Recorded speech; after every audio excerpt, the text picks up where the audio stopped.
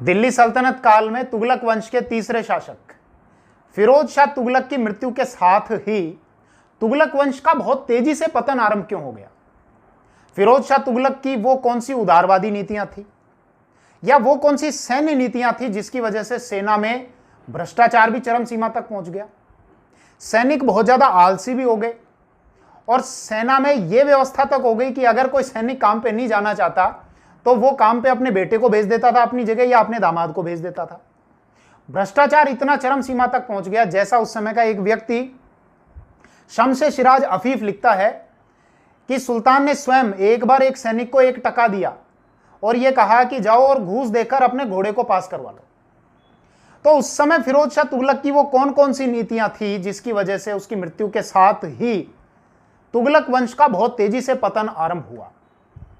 इस संपूर्ण विषय पर हम बात करेंगे, जिसमें उसकी आर्थिक नीतियां भी आएंगी, अमीर वर्ग को संतुष्ट करने की नीतियां भी आएंगी, जिसके तहत उनको जमीनें दे दी गई, जागीरें दे दी गई, उनको मजबूत बनाया गया, उनकी अपनी सेना हो गई। सुल्तान के पास में अपनी कोई स्थायी सेना नहीं थी, सैनिकों का वेतन बंद करके उनको बजाय उसके जमीनें दी जाने लगी। उलेमा वर्ग के प्रभाव को किस प्रकार से बढ़ाया गया, शासन और प्रशासन में उनकी भागीदारी होने लगी, उनको संतुष्ट करने के लिए किस प्रकार की धार्मिक कट्टरता फिरोज शाह तुगलक के द्वारा अपनाई गई, जैसा हमको एक इतिहासकार आरसी मजूमदार के कथन से भी मालूम होता है, जिसकी चर्चा मैं वीडियो में अभी आगे करूंगा। तो फिरोज शाह तुगलक के शासनकाल से संबंधित संपूर्ण जानकारी के लिए हमको 2 वीडियो बनाने पड़ेंगे। यह हमारा पार्ट 1 है और इसके अतिरिक्त इसका एक पार्ट और आएगा जिसमें हम धार्मिक नीतियों के संबंध में बात करेंगे, उसके द्वारा जो सिक्के चलाए गए थे, उस समय के जो विद्वान थे, जो रचनाएं थी, उनकी बात करेंगे। और इस पार्ट 1 में हम बात करेंगे कि फिरोज शाह तुगलक की क्या आर्थिक नीतियां थी, क्या सैन्य नीतियां थी, कैसे अमीर वर्ग को सेटिस्फाई किया गया। मैं रमन भारद्वाज, आइए शुरू करते हैं।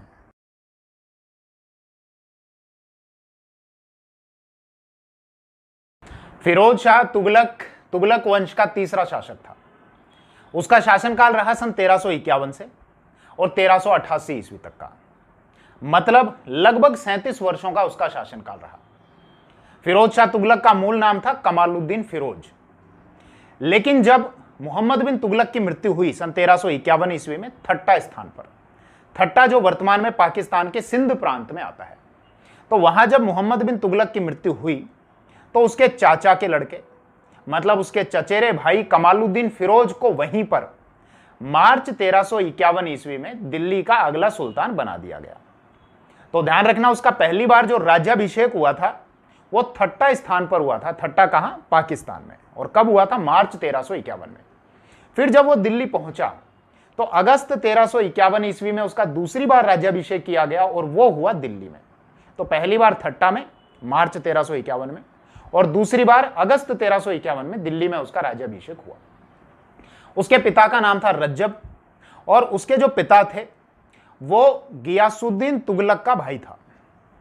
गियासुद्दीन तुगलक जो दिल्ली में तुगलक वंश का पहला शासक था, तुगलक वंश का संस्थापक था, जिसका शासनकाल 1320 से 1325 ईस्वी तक का रहा, उसी का भाई था रज्जब और रज्जब का पुत्र था कमालुद्दीन फिरोज, जो फिरोज शाह तुगलक के नाम से दिल्ली का अगला शासक बना।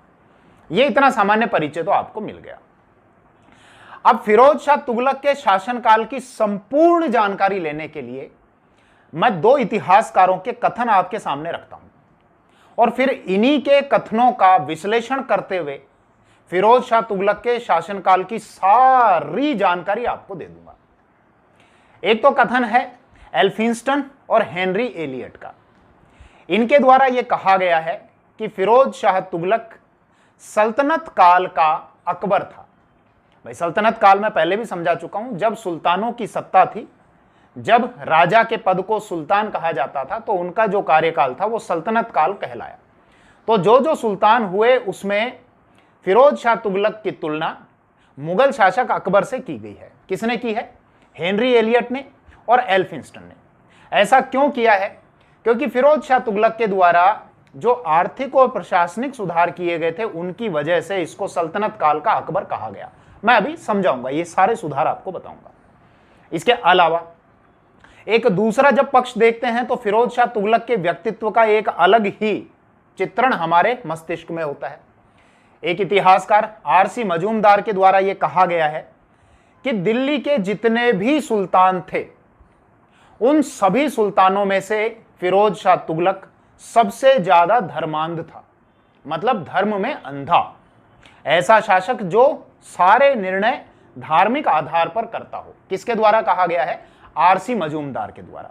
अब ये कमेंट सेक्शन में ये मत लिखना सर ये आप क्या कह रहे हो, मैं जितनी भी अपनी बातें कहता हूं वो सब सोर्सेज के आधार पर कहता हूं, और इस विषय की चर्चा मैं इसलिए कर रहा हूं कमेंट सेक्शन की, क्योंकि स्टूडेंट कई बार ये लिखते हैं, विशेष पक्ष के ये लिखते हैं कि साहब ये आपके द्वारा झूठी जानकारी दी गई है।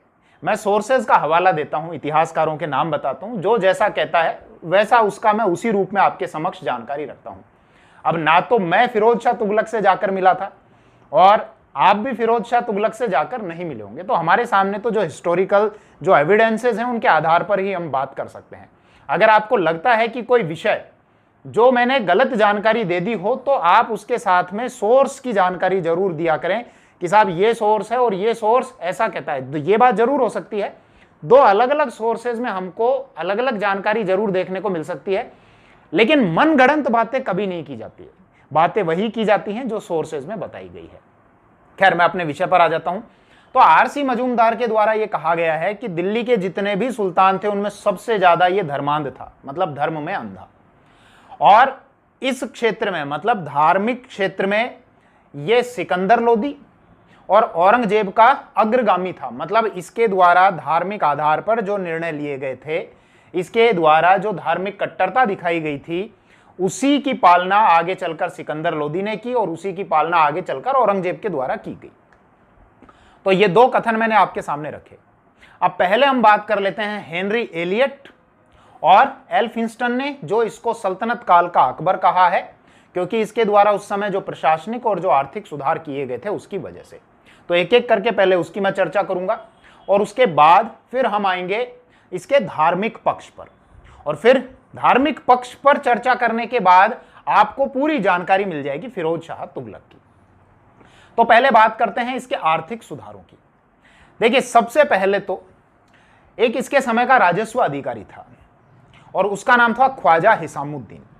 ख्वाजा हिसामुद्दीन के द्वारा जो जानकारी दी गई है उसके अनुसार इसकी जो वार्षिक जो आय थी फिरोज शाह तुगलक के शासनकाल के दौरान, दिल्ली की जो वार्षिक आय थी वो थी 6,75,00,000 टका। और इसके द्वारा रेवेन्यू सोर्सेज के अलग अलग खैर सोर्स थे, बाग भी बनाए गए थे, बाग मतलब गार्डन बनाए गए थे फलों के, जहां फ्रूट्स लगते थे, उनको बेचा जाता था और बेचकर भी बहुत अच्छा खासा रेवेन्यू इकट्ठा किया जाता था। तो ख्वाजा हिसामुद्दीन के अनुसार उस समय उन बागों से 1,80,00,000 टका वार्षिक आय होती थी, इतना ये रेवेन्यू होता था। इस रेवेन्यू की चर्चा मैं इसलिए कर रहा हूं क्योंकि फिरोज शाह तुगलक के द्वारा उस समय किसानों पर जो बकाया ऋण था वो ऋण माफ कर दिया गया था, और छोटा मोटा ऋण नहीं था, बहुत बड़ी रकम थी, 2 करोड़ टका, इतना बड़ा ये ऋण था। वो ऋण जो मोहम्मद बिन तुगलक के समय किसानों को दिया गया था, इसको सौंदर्य ऋण कहा गया था, और इसी ऋण को फिरोज शाह तुगलक के द्वारा माफ कर दिया गया था। तो अगर मोटा मोटा आप ये देखें कि 6 करोड़ टका इसकी वार्षिक आय थी, जिसमें से 2 करोड़ टका अगर इसने माफ कर दिया तो मतलब 33% अपने टोटल रेवेन्यू का 33% उस समय इसने माफ कर दिया था। यह ऋण वही था जब मोहम्मद बिन तुगलक के कारण जो दोआब क्षेत्र के जो किसान थे वो अपनी जमीनों को छोड़कर चले गए थे, और वो फिर वहां पर उनको मनाने के लिए उनको ऋण दिए गए थे, अकाल राहत के लिए कुएं खुदवाए गए थे। तो वो ऋण जब किसान नहीं चुका पाए थे तो उसी ऋण को इसके द्वारा माफ कर दिया गया था। इसके अलावा कुछ और सुधार भी किए गए। मोहम्मद बिन तुगलक के समय बहुत सारे टैक्स लिए जाते थे, उनकी दरें भी काफी ऊंची थी, लेकिन फिरोज शाह तुगलक के द्वारा एक तो करों की संख्या को कम किया गया और इनकी दरों को भी कम किया गया। इसने क्या किया, 24 जो अलग अलग प्रकार के टैक्स थे उसके स्थान पर केवल 4 ही प्रकार के टैक्स लागू किए। ये पूछ लिया जाता है कि कितने करों को समाप्त करके कितने करों को लागू किया, तो 24 के स्थान पर 4 करों को इसके द्वारा लागू किया गया था। कुछ जगह ऐसा लिखा जाता है, लिखा मिलता है कि 23 करों के स्थान पर 4 करों को लागू किया, और कुछ जगह ऐसा देखने को मिलता है 24 के स्थान पर 4 करों को लागू किया। ये जो 4 कर थे ये आप ध्यान रखना, एक तो जजिया, इसके अलावा जकात, खुम्स और खिराज। अब ये क्या है, इनके बारे में थोड़ी थोड़ी आपको जानकारी दे देता हूं और फिर विषय को आगे बढ़ाता हूं। जजिया जैसा पता है कि जो गैर मुस्लिम होते थे, मुख्य रूप से जो हिंदू होते थे, उनसे यह टैक्स वसूला जाता था। इसको अपमानित कर कहा जाता था और हिंदुओं को फिरोज शाह तुगलक ने कहा जिम्मी। अपमानित कर इसलिए कहा जाता था कि इसकी जो वसूली होती थी वो बहुत ही अपमानपूर्ण तरीके से होती थी। यह टैक्स लिया जाता था और जो अधिकारी, जो कर्मचारी टैक्स लेता था वो उस गैर मुस्लिम पर थूकता था। मतलब अगर हिंदू टैक्स दे रहा है तो उस पर थूकता था ये टैक्स लेने के बाद। इसकी थोड़ी सी मैं हिस्ट्री की जानकारी दे देता हूं। ये जजिया टैक्स क्या था। जजिया टैक्स भारत में सबसे पहले मोहम्मद बिन कासिम के द्वारा लागू किया गया था।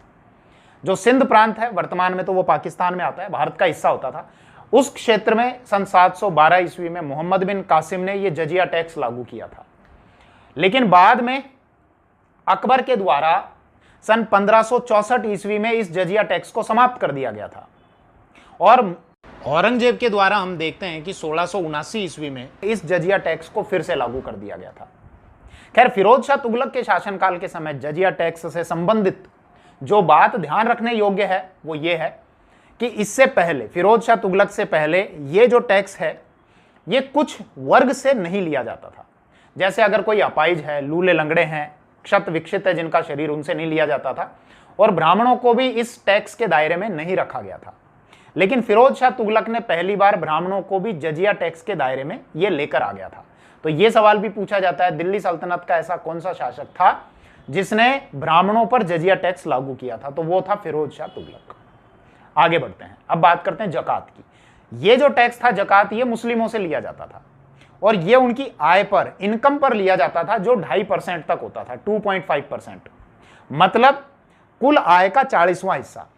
मतलब अगर कोई मुसलमान 100 रुपए कमा रहा है, एक एग्जाम्पल के तौर पे बता रहा हूं, उस समय रुपए नहीं होती थी करेंसी, टका होती थी और बाद में फिर चेंज हुई थी, बाद में फिर अद्दा और विख, या जिसको बिख कहा जाता था, बताऊंगा उसके बारे में मैं। तो अगर कोई 100 रुपए कमाता था तो इसका मतलब 2.5 रुपए उसको टैक्स के रूप में देने पड़ते थे। वो मुसलमान देता था ये टैक्स और इससे जो रेवेन्यू इकट्ठा होता था वो मुसलमानों की भलाई के लिए ही काम में लिया जाता था। इसका पैसा गैर मुस्लिमों के ऊपर खर्च नहीं किया जाता था। इसके अलावा खुम्स, तो खुम्स जो होता था ये लूट के माल में हिस्सेदारी होती थी कि राजा कहीं दूसरी जगह पर अटैक करता था, आक्रमण करता था, तो वहां उस क्षेत्र में लूटा जाता था, लूट खसोट की जाती थी और उस लूट से जितना माल आता था उसको खुम्स कहा जाता था। अब इस खुम्स में फिरोज शाह तुगलक ने सैनिकों की और राज्य की हिस्सेदारी तय कर दी। राज्य की हिस्सेदारी रखी गई मात्र 20% और सैनिकों की हिस्सेदारी रखी गई 80%। मतलब अगर कहीं पर लूट 100 रुपए की हुई है, एग्जाम्पल के तौर पे समझा रहा हूं फिर से, कि 100 रुपए अगर कहीं से लूटे गए हैं तो इसमें 80 रुपए सैनिकों के बीच में बट जाएंगे और 20 रुपए जो है वो राज्य के राजकोष में चले जाएंगे। हालांकि हम ये देखते हैं, जैसा पिछले वीडियोस में भी मैंने आपको बताया है, कि अलाउद्दीन खिलजी ने ये जो रकम थी लूट के माल में हिस्सेदारी की, जो ये रकम थी, इसको बदला था और उस समय 75% हिस्सा राज्य का होता था, मतलब राजा का होता था, और जो 25% हिस्सा होता था वो सैनिकों के बीच में बांट दिया जाता था। लेकिन फिरोज शाह तुगलक ने बहुत बड़ा हिस्सा 80% सैनिकों को दे दिया और 20% हिस्सा ही केवल खुद के पास में रखा। चौथा जो टैक्स था वो था खिराज। खिराज जो लैंड रेवेन्यू होता था, मतलब जमीन पर लगाया जाता था कि किसान कितना उत्पादन कर रहा है, उसकी आय पर, उसके उत्पादन पर वो टैक्स लिया जाता था और फिरोज शाह तुगलक के समय ये 1/3 लिया जाता था। 1/3 का मतलब टोटल का 33.33%। हम ये देखते हैं कि अलाउद्दीन खिलजी ने इसको आधा कर दिया था कि किसान की जो उपज होगी उसका आधा लिया जाएगा, मतलब 50%। लेकिन फिरोज शाह तुगलक ने इसको 1/3 मतलब 33% कर दिया। हम ये भी देखते हैं पिछले वीडियोस में, जैसा मैंने बताया है, कि मोहम्मद बिन तुगलक ने ये जो लैंड रेवेन्यू था जो किसानों पर थोपा था, दोआब के किसानों पर, इसको 10 से 20 गुना तक बढ़ा दिया था और उसी का रीजन ये हुआ, हम जैसा देखते हैं कि वहां से किसान खाली करके चले गए थे क्योंकि ना तो उपज थी और अकाल और पड़ गया था वहां पर। तो ये 4 टैक्स आप ध्यान रखना, कौन से? जजिया, जकात, खुम्स और खिराज। इसके अलावा एक टैक्स आपको और ध्यान रखना है, वो टैक्स फिरोज शाह तुगलक के द्वारा जो उलेमा वर्ग था, जो मुल्ला मौलवी थे, उनके कहने पर लगाया गया था और ये उन किसानों पर लगाया गया था जो नहरों से पानी लिया करते थे। मतलब वो नहरें जो फिरोज शाह तुगलक के द्वारा बनाई गई थी, उन नहरों से जो पानी लिया जाता था उस पर एक टैक्स लगाया गया था, कुल उपज का 10%, और उस टैक्स को कहा जाता था हक ए शर्ब। क्या कहते थे? हक ए शर्ब। अब ये नहरों पर, कौन कौन सी नहरों पर लगाया जाता था, तो थोड़ा सा नहरों का जब विषय आया तो ये भी समझ लीजिए। फिरोज शाह तुगलक के द्वारा अनेकों नहर बनाई गई, जिसमें 5 प्रमुख हैं। एक जो सबसे बड़ी नहर थी, जिसको अलुग खानी नहर कहा गया, वो नहर थी यमुना नदी से लेकर और हिसार तक, जिसकी लंबाई थी 150 मील। इसके अतिरिक्त दूसरी नहर थी जो सतलज से और घग्गर तक बनाई गई थी, इसकी लंबाई थी 96 माइल्स, मतलब 96 मील। इसके अतिरिक्त 3 और नहरें आप ध्यान रखना। एक नहर बनाई गई थी सतलज से, घग्गर से और फिरोजाबाद तक। इसके अलावा यमुना नदी से और फिरोजाबाद तक। इसके अलावा सिरमौर से और हांसी तक। तो ये 5 नहरें हैं, ये आप ध्यान रखना, पूछ लिया जाता है फिरोज शाह तुगलक के द्वारा कितनी नहरें बनाई गई? 5 नहरें। सबसे लंबी कौन सी थी? सबसे लंबी नहर थी अलुग खानी नहर। इसकी लंबाई कितनी थी? 150 मील। कहां से कहां तक थी? ये यमुना नदी से और हिसार तक थी। और नहरों से जो सिंचाई करते थे किसान, उनसे जो टैक्स लिया जाता था वो कौन सा था? हक ए शर्ब। उपज का कितना भाग लिया जाता था? 10% भाग लिया जाता था। यहां तक ये बात अच्छे से आपको समझ में आई होगी। अब बात कर लेते हैं फिरोज शाह तुगलक के सैन्य प्रबंधन की। ये जो सैन्य प्रबंधन फिरोज शाह तुगलक ने किया, ये अच्छा परिवर्तन नहीं किया। दरअसल इससे पहले सैनिकों के चयन की, रिक्रूटमेंट की जो व्यवस्था होती थी, वो उनकी योग्यता के आधार पर होती थी। लेकिन फिरोज शाह तुगलक ने यह कानून बना दिया कि अब सैनिकों का जो पद है वो वंशानुगत होगा। और इसके अलावा सैनिकों को नकद वेतन नहीं दिया जाता था, इसके बदले में उनको जमीन दे दी जाती थी। इसका नकारात्मक परिणाम क्या हुआ कि योग्यता के आधार पर अगर चयन नहीं होगा तो अयोग्य व्यक्ति सेना में भर्ती हो जाएंगे। अब मान लो कोई सैनिक है, बूढ़ा हो गया या उसकी नीयत नहीं है काम करने की, तो यह व्यवस्था थी कि वो अपनी जगह अपने बेटे को भेज सकता है, अपने दामाद को भेज सकता है या अपने किसी परिचित को भेज सकता है नौकरी के लिए।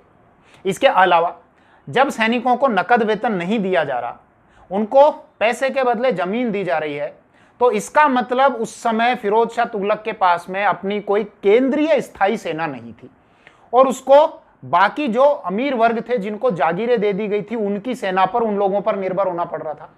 थोड़ा और स्पष्ट करता हूं इस विषय को। जैसा हम देखते हैं कि मोहम्मद बिन तुगलक के शासनकाल के दौरान अमीर वर्ग और उलेमा वर्ग, ये दोनों ही मोहम्मद बिन तुगलक से बहुत ज्यादा नाराज थे। अमीर वर्ग इसलिए क्योंकि उनके पास में ज्यादा जागीरें नहीं थी। तो फिरोज शाह तुगलक ने क्या किया कि जो अमीर वर्ग था उसको बहुत सेटिस्फाई किया और उनको खूब जागीरें दी, उनको जागीरें दी। इसके अलावा शुरू में इसके राज्य में जो विद्रोह भी उठे, उनके विद्रोहों को देखकर भी उन विद्रोहियों को क्षमा कर दिया। तो इसकी वजह से जो अमीर थे वो इससे बहुत खुश हुए। उनको क्या चाहिए? बढ़िया जमीनें मिल गई, जागीरें मिल गई, उनके पास में अपनी खुद की सेना है, तो अमीर वर्ग इससे खुश रहा। और जैसा इसने सैनिक प्रबंधन किया, सैन्य प्रबंधन किया, उसकी वजह से योग्य सैनिकों की कमी हो गई और जो सेना थी वो अस्थायी सेना थी, मतलब इसके पास में खुद की अपनी कोई स्थायी सेना नहीं थी। इसके अलावा हम सैनिक मोर्चे पर यह भी देखते हैं कि फिरोज शाह तुगलक ने सन 1363 ईस्वी के बाद से तो युद्ध पूरी तरीके से बंद ही कर दिए थे, लगभग पूरे तरीके से बंद कर दिए थे। इसने राज्यों को जीतने के लिए युद्ध नहीं किए, शुरू में हालांकि अभियान चलाए, लेकिन इसको आरंभिक जब असफलताएं मिली तो इसकी वजह से इसने राज्य विस्तार को लेकर अभियान नहीं चलाए। इसने केवल इस बात को लेकर ही युद्ध लड़े कि जितना क्षेत्र इसके पास में है केवल उसकी रक्षा की जाए, उसका अच्छे से प्रबंधन किया जाए, उसका शासन संचालन अच्छे से किया जाए, तो केवल उसको जो है उसको बचाए रखने के लिए इसने युद्ध किए, ना कि राज्य विस्तार के लिए इसने युद्ध किए। क्योंकि इसने आरंभिक जो अभियान चलाए थे जब यह शासक बना था, तो उसके 2 वर्ष बाद 1351 में शासक बना था, तो 1353 में बंगाल का अभियान चलाया था। वहां इसको खास सफलता नहीं मिली थी, इसीलिए इसने 1355 में वहां से वापसी की, वापस लौट कर आ गया। 1359 में फिर से बंगाल पर अभियान चलाया, उसमें भी कोई विशेष सफलता नहीं मिली। इसके अतिरिक्त हम ये भी देखते हैं कि पाकिस्तान के सिंध प्रांत की ओर इसने जब अभियान चलाया था, ठट्टा के क्षेत्र में, और गुजरात की ओर जो इसने अभियान चलाया था, ध्यान रखना ये इसका सबसे लंबा सैन्य अभियान चला था, और वहां पर इसके 60 से 70% घोड़े मारे गए थे। अनाज की कमी हो गई थी सैनिकों के लिए, अनाज के दाम आसमान पर चढ़ गए थे, तो जिसकी वजह से इसको बहुत ज्यादा दिक्कतों का सामना करना पड़ा था। और 1363 ईस्वी के बाद से तो इसने युद्धों पर विराम लगा दिया। अब सैनिक का काम क्या होता है, थोड़ा सा विचार करना इस दृष्टिकोण से, इस एंगल से विचार करना। सेना का काम होता है युद्ध लड़ना, अपने राज्य के लिए सैन्य सेवाएं देना। लेकिन जब फिरोज शाह तुगलक के समय ज्यादा युद्ध नहीं हुए तो सैनिक आलसी हो गए, अब उनके पास में जमीनें हैं, वहां पर अपनी आराम से खेती कर लेते हैं, युद्ध उनको लड़ना नहीं पड़ता, इसलिए आलसी हो गए। और अगर कभी आवश्यकता भी होती थी तो एक सैनिक अपनी जगह अपने बेटे को भेज देता था या अपने दामाद को भेज दिया करता था। इसके अलावा हम ये भी देखते हैं कि मोहम्मद बिन तुगलक के समय जो जो क्षेत्र दिल्ली सल्तनत से स्वतंत्र हो गए थे, फिरोज शाह तुगलक ने उनको प्राप्त करने का प्रयास नहीं किया। जैसे एक तो मैंने आपको बताया था कि बहमनी साम्राज्य, जिसके संस्थापक थे अलाउद्दीन बहमन शाह, जिसने सन 1347 ईस्वी में बहमनी राज्य की स्थापना की थी, वो स्वतंत्र हो गया था मोहम्मद बिन तुगलक के समय।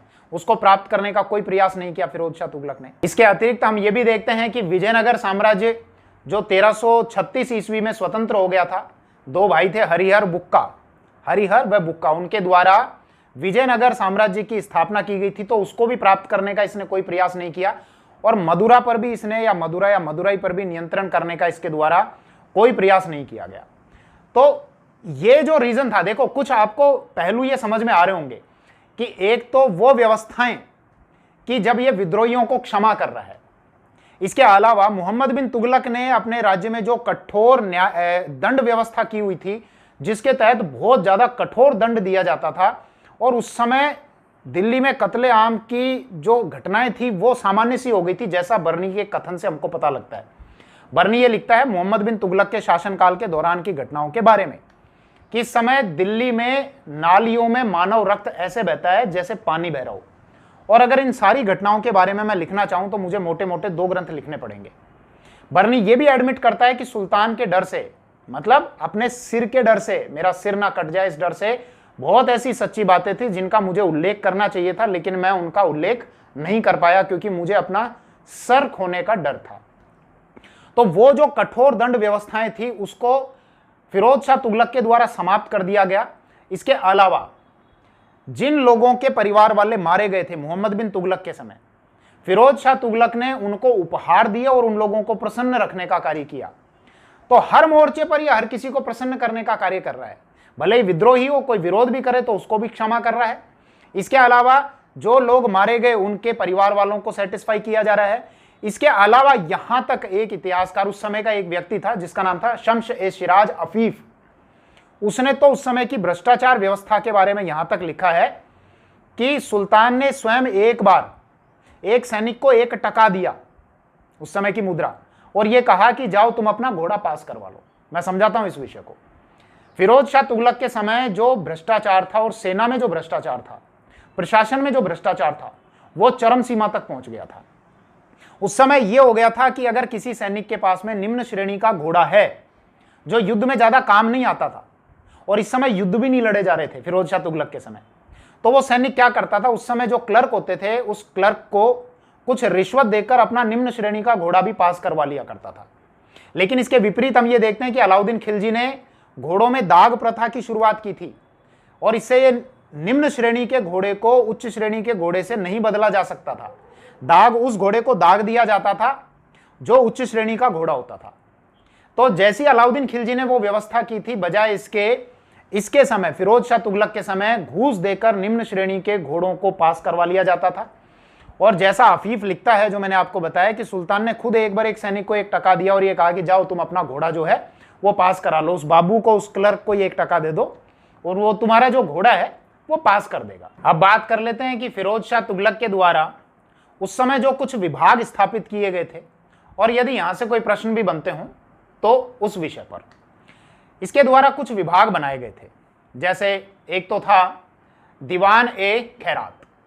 खैरात का मतलब होता है ना, जैसे किसी को बांटते हैं, पैसा खैरात में देते हैं, तो दीवान ए खैरात जो जरूरतमंद लोगों को खैरात दिया करते थे। और ये जो खैरात है, ये जो मुस्लिम महिलाएं होती थी, विधवा होती थी या कुंवारी लड़कियां होती थी, इनके विवाह में भी खर्च किया जाता था, विवाह विभाग के अंतर्गत। तो ये पैसा मुस्लिम महिलाओं के ऊपर खर्च किया जाता था। जैसा राजस्थान की एक सरकारी किताब है उसमें भी ये जानकारी मिलती है, और भी बहुत सारी किताबों में हमको जानकारी मिलती है। और ये भी पढ़ने को मिलता है कि उस समय जो पैसा खर्च किया जाता था उसमें धार्मिक आधार पर भेदभाव किया जाता था। इसके अलावा एक विभाग का आप नाम ध्यान रखना जिसको दीवान ए बंदगान कहा जाता था। दरअसल उस समय बहुत संख्या में दास थे, दास और दासी, उनकी संख्या फिरोज शाह तुगलक के समय 1,80,000 बताई जाती है। और इन दास और दासियों की देखभाल के लिए एक विभाग बनाया गया था जिसको दीवान ए बंदगान कहा जाता था।